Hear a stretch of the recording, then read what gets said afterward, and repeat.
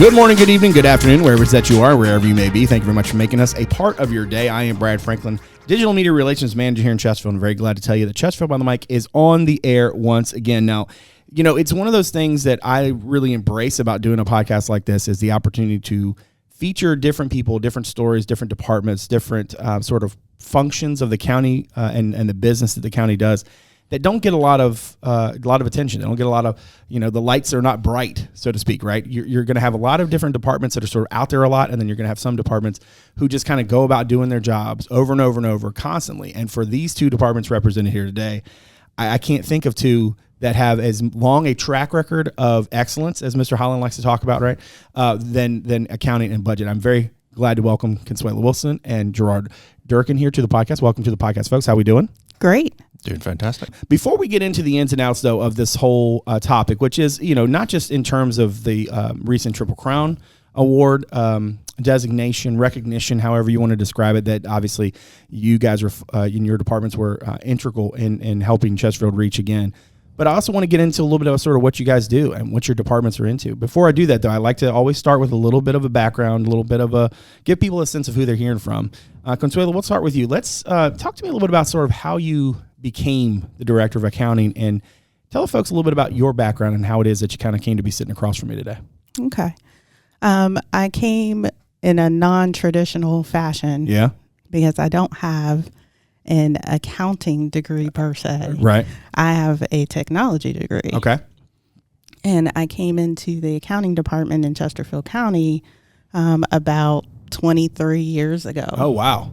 You're a lifer. As a systems analyst. Okay.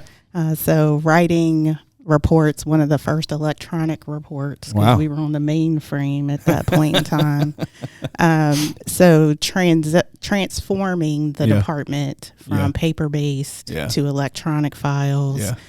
So my accounting background has been built here at Chesterfield County over those 23 years. Yeah, and I can't imagine you've seen a lot of different stuff over those 23 years, especially considering, like, think about, like, the way technology has changed and to your point, you know, the last, you know, decade to, you know, what it's all been like. Exactly. How could you have ever imagined that you'd be in the position you're in now 20-some years ago? No.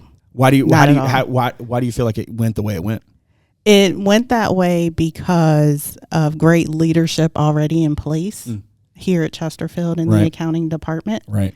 And the strive for leading edge technology and growth. And the accounting industry, you can't do it these days without technology. Right, yeah. So they're one and the same now. So that growth there, as well as my passion for accounting grew in those years. Yeah. So that's a really cool story. Yeah. To kind of a homegrown almost sort of thing. And, you know, as you said, sort of you built it over time and you got deeper into it the more you got into it, which is kind of cool. Yes. Now, Gerard, take me through sort of your background, how it is that you kind of became the director of budget and management over here. Well, I think I've said before, you know, you can hear my well-honed Southern accent. I never thought, I'll say growing up, that I'd end up in this position, quite honestly. Right. I started with the county about 6.5 years ago. Right. I came in primarily to work on doing revenue forecasting. Okay. I'd previously done that and some other stuff at another locality that will remain nameless.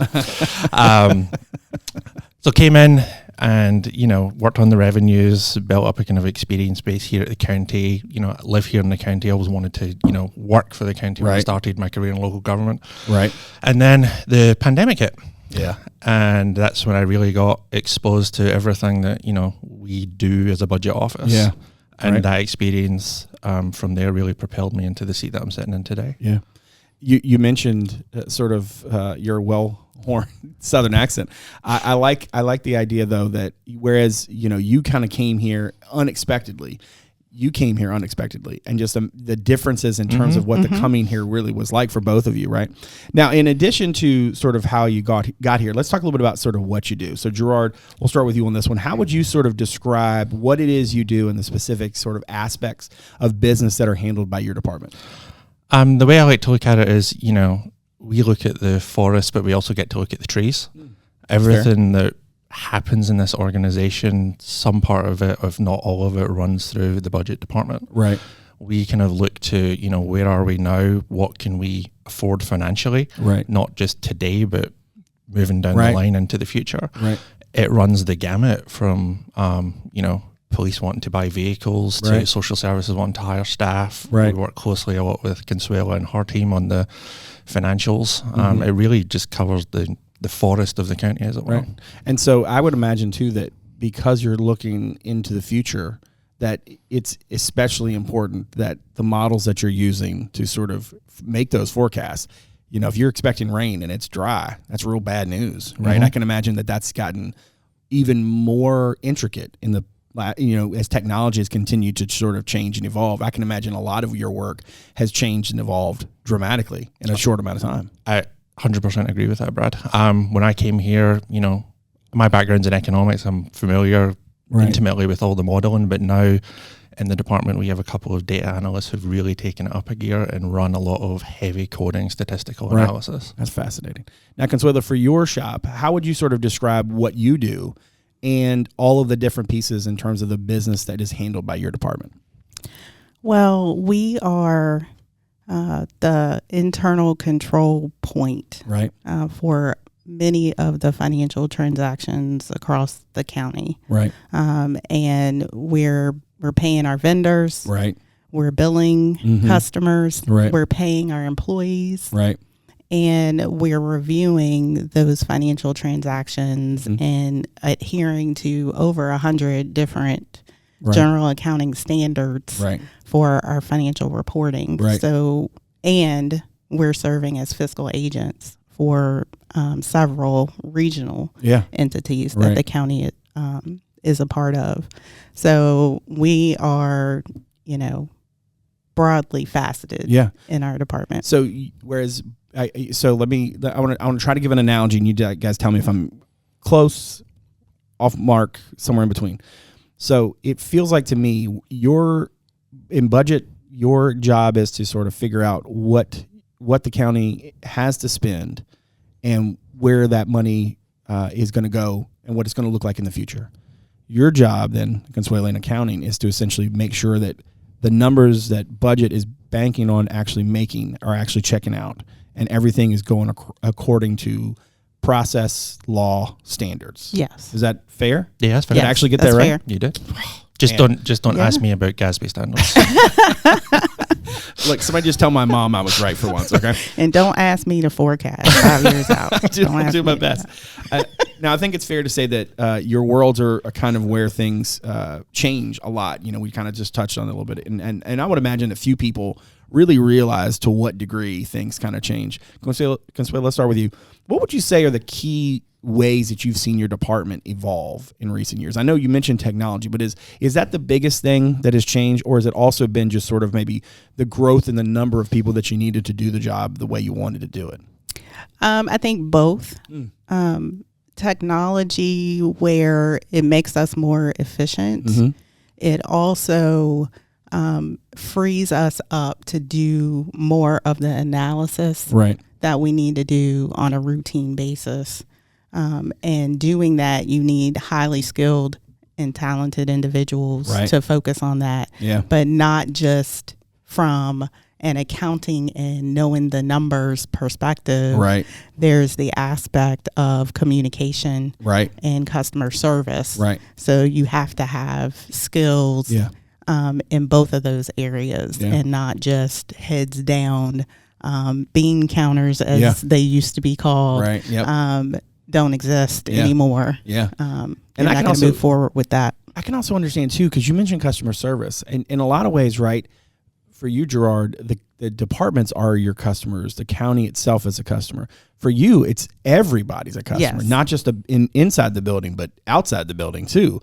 And I can imagine that challenge for you guys in accounting is, it probably ebbs and flows in terms of like what's, times of the year and what's going on and who you're hearing from, whether it's internal, external. I can imagine that's a real challenge for you guys as well, right? Yes, it is. And we've got, different groups. We've got our accounts payable area, and they're dealing with vendors. They're dealing with the departments, and they're dealing with the vendors as well, who are expecting to get paid timely. We've got to look at due dates so that the county is taking advantage of discounts and all of those things. And then you've got our payroll staff who's dealing with our employees on a day-to-day basis, making sure they get paid accurately and they can meet their personal needs. Right. So, yes, those different groups have very different needs. Very different needs that's interesting. and very different populations. Gerard, what about you? How would you say that what are the key ways you think that you guys, that you've seen your department and the role that you guys play kind of evolve in recent years? I'd say there's probably 3 aspects, 2 of them more permanent, with the third being more transitory. Technology, as Consuela mentions, definitely one. Yeah, for sure. It has created a lot of efficiencies, but it also, gives us a more global perspective of what's going on and really infuse it into our whole budget process. Right. Second one is that community engagement aspect. Yeah. We're maybe a different type of number cruncher than accountants. Right. But we still have to, especially with the budget, be able to explain that to not just departments in the organization, but the community as a whole. Yeah. Quite frankly, I don't think there's one person that agrees with everything that's in the budget document. So, there's, you get people that like it, don't like it, but you have to be able to explain it in a way that, like I tell my team downstairs, if I pull up that document, I have to be able to read it in a way that goes, okay, that makes sense. If I'm not a person who's involved in this every single day. Right. And then the last thing I would say is the role of Uncle Sam the last few years. Yeah. All that stimulus money that's came in the door, that has definitely been a larger factor in our operations over the last few years. Gotcha. Now, what would you like people to know? I think that's one of the opportunities that when you have a vehicle sort of like a podcast where you can connect, departments like yours that, maybe there aren't as many, news stories about or features and things about. What would you like folks to sort of know? Gerard, we'll start with you on this one, about the work you do and your respective sort of departments. What would you like people to sort of take away from getting the chance to hear from somebody like you guys? I think it's more about the people behind the book. Yeah. I would say. Right. We're a small department.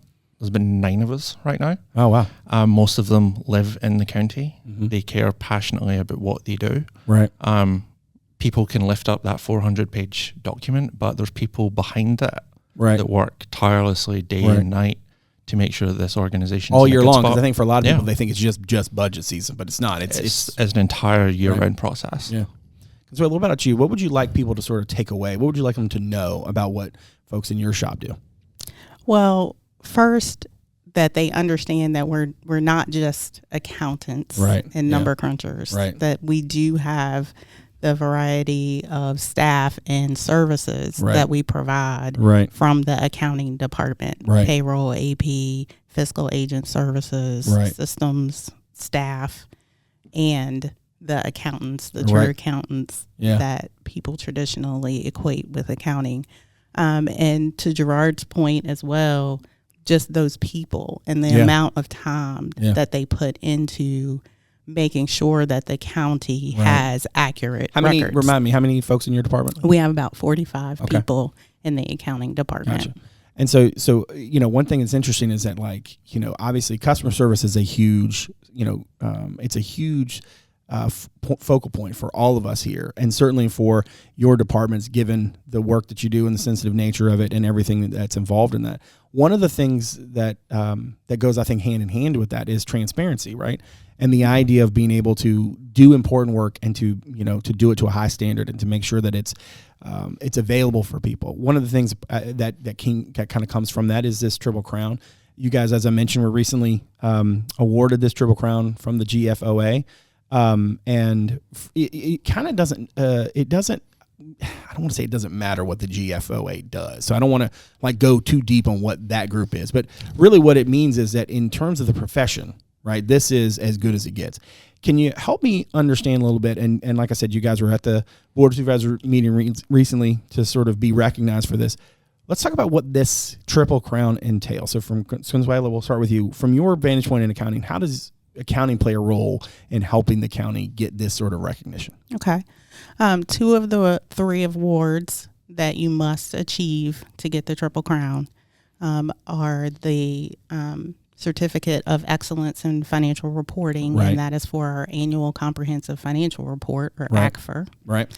And the other is the Distinguished Reporting Award for the popular annual financial report. Right. And that is referred to as the PAFR. Right.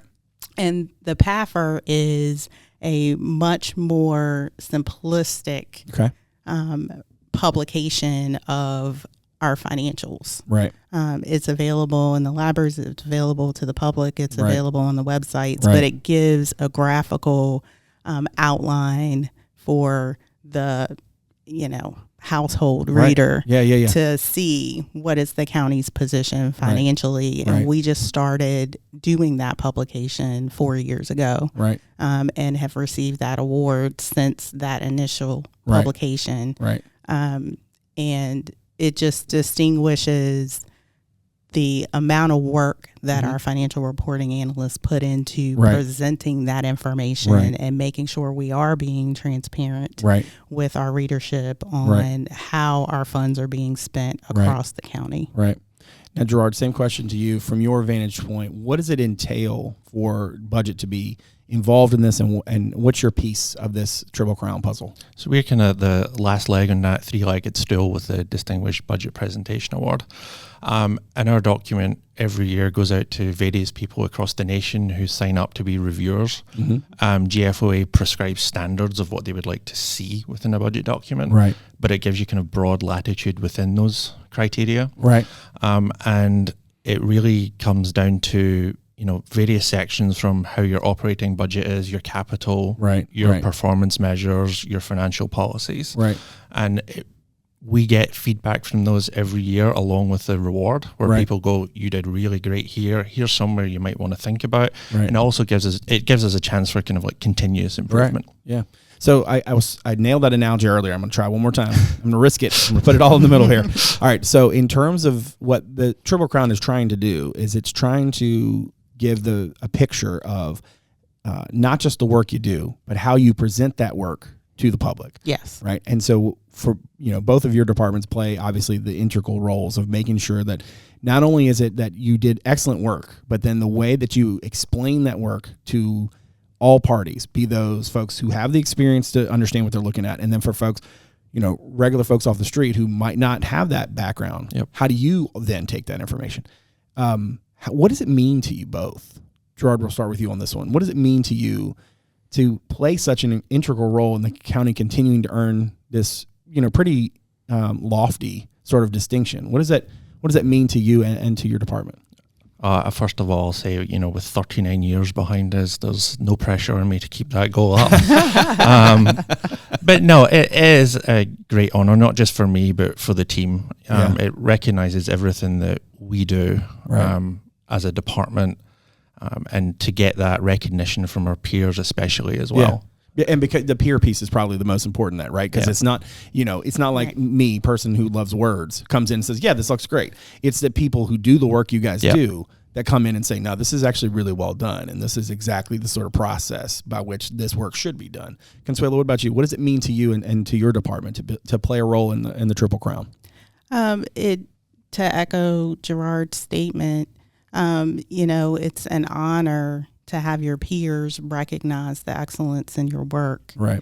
And, we're back office staff. Yeah. Right. So, we're not out here visibly every day that you can see us. Right. So this honor validates all of the hard work and hours that our staffs put into it, as well as the departments out there day to day, adhering to the policies that are in place and the procedures and meeting those targets that, excellence is definitely a priority here at Chesterfield. And this just highlights that. Yeah, because if you walk down, you see the plaques on the walls and you see the number of years that, you guys have brought in these types of accolades. And, you mentioned excellence. I can't, if you go to a board of supervisors meeting and you don't hear Jim Holland say the word excellence at some point, I don't even know how that's possible, but it's a focal point, right? And that piece of that place where customer service and transparency meet, I think that's exactly the work that you guys do. Speaking of, I'll get you out here on this one. I thought it might be good to give each of you an opportunity to talk about transparency and why that is such a focal point for each of you in your respective departments. So Consuela, we'll start with you. What does it mean to you all in accounting, what does transparency mean, and how important is that piece of things for you guys? It's very important to us. Integrity and ethics is the highest priority for us. So being transparent is just another element of that to show, hey, here's what we're doing. Look at it. Ask questions, because we're confident in what we're producing, the controls we have in place, and that, we're being great stewards of the citizens' money. Gerard, you can close us out. What does it mean for you guys in budget, that transparency piece, and how important is it? I would agree with what Consuela said, and the only thing I would add is, we are in this day to day, every day. We have all the acronyms. We can talk about those all day long, but we put that out there and more for people to go online and look and see everything that it is that we're doing. Right. If you go look at our page on the website, you'll see all the line item details that we have. You'll see what we're seeing in terms of the economy. That's a lot more than what, some jurisdictions relatively close to us would do. But it also helps from, if you don't have that transparency piece, it makes it harder for people who are not in that world to understand what it is that you're doing. And without getting into the politics of it, the kind of misinformation of certain things. Yeah, that's a good point. If you promote what it is that you're doing, to Consuela's point, look, here it is. It helps educate the taxpayers and the residents of the county and everything that we're doing and why we're doing it. Well, guys, I very much appreciate your time. You're very busy. I very much appreciate you taking some time, sitting down and talk to us on the podcast about not just the Triple Crown, which again, if folks didn't see that, the Board of Advisors, I mean, the number of times people talked about you guys getting some sort of pizza party or some sort of thing, right? It's in the works. But that's good to know, because I was probably gonna be in some hot water if I didn't ask. But they were very excited to obviously to recognize you guys, and I was very thankful to have the opportunity to invite you on the show and have you come talk to us. So thank you very much for your time. Thank you. Thanks, Brad. All right. Make sure you check us out on social media. On Twitter, it's at Chesterfield VA. And on Instagram, it's Chesterfield Virginia on Word. And on Facebook, you can check out our podcast page. Just search Chesterfield Behind the Mic. Now, make sure to follow or subscribe to the podcast on Apple Podcasts, Spotify, Google Podcasts, Overcast, or wherever it is that your shows are sold. And if you're so inclined to give us a rating and review, we greatly appreciate it. As always, a video version of our show is available on our YouTube channel, as well as on our website at chesterfield.gov/podcast. That's also where you can submit feedback anytime, make some suggestions, or just reach out to us. You can watch the show on WCCT Thursday through Sunday at 7. On the weekends at noon. That is Comcast Channel 98 and Verizon Channel 28. Lastly, check out chesterfield.gov/connect with us to find out a number of other ways to connect with Chesterfield County. My thanks to my director, Martin Stith, my executive producer, Teresa, Bonifas, and all the good folks from the Constituent and Media Services for all they do. And my thanks to you for joining us today. So from all of us here in Chesterfield, thanks again for making us a part of your day. We'll see you again real soon. Take good care.